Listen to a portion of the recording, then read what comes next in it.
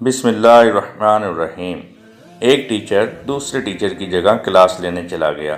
ہر ایک سے سوال کیا، ہاں جی تم نے کیا بننا ہے؟ ہاں جی آپ کیا بنو گے؟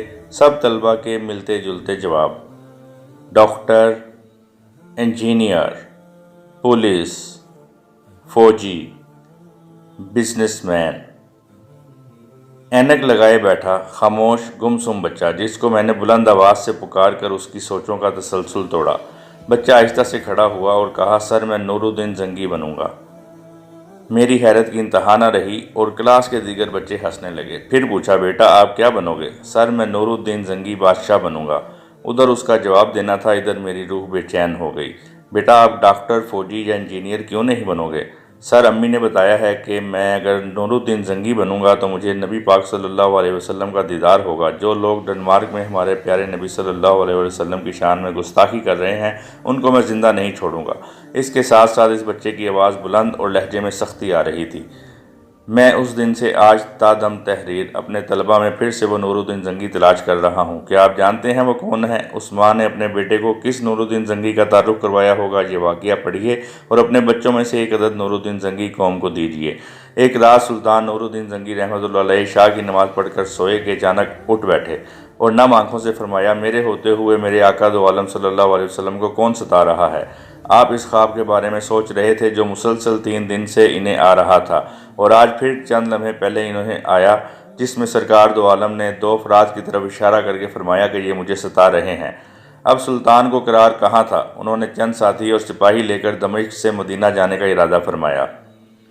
اس وقت دمشق سے مدینہ کا راستہ 20-25 دن کا تھا، مگر آپ نے بغیر آرام کیے یہ راستہ 16 دن میں طے کیا۔ مدینہ پہنچ کر آپ نے مدینہ آنے اور جانے کے تمام راستے بند کروائے اور تمام خاص و عام کو اپنے ساتھ کھانے پر بلایا۔ اب لوگ آ رہے تھے اور جا رہے تھے، آپ ہر چہرہ دیکھتے مگر آپ کو وہ چہرے نظر نہ آئے۔ اب سلطان کو فکر لاحق ہوئی اور آپ نے مدینہ کے حاکم سے فرمایا کہ کیا کوئی ایسا ہے جو اس دعوت میں شریک نہیں؟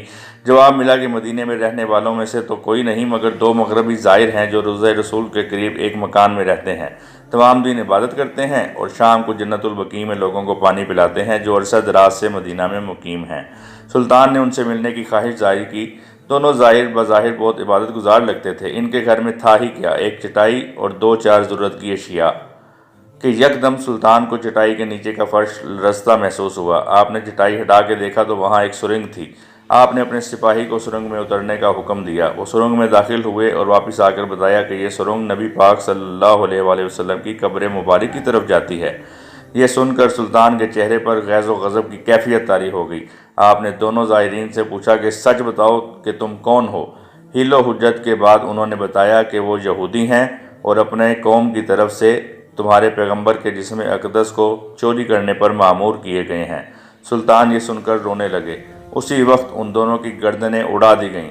سلطان روتے جاتے اور فرماتے جاتے کہ میرا نصیب کہ پوری دنیا میں سے اس خدمت کے لیے اس غلام کو چنا گیا۔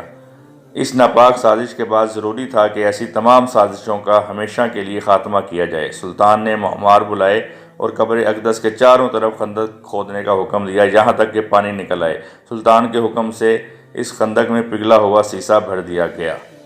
تحریر لمبی ضرور ہے مگر آپ کو پسند آئی تو عشق آقا کے واسطے اسے شیئر کیجیے گا۔ اچھی بات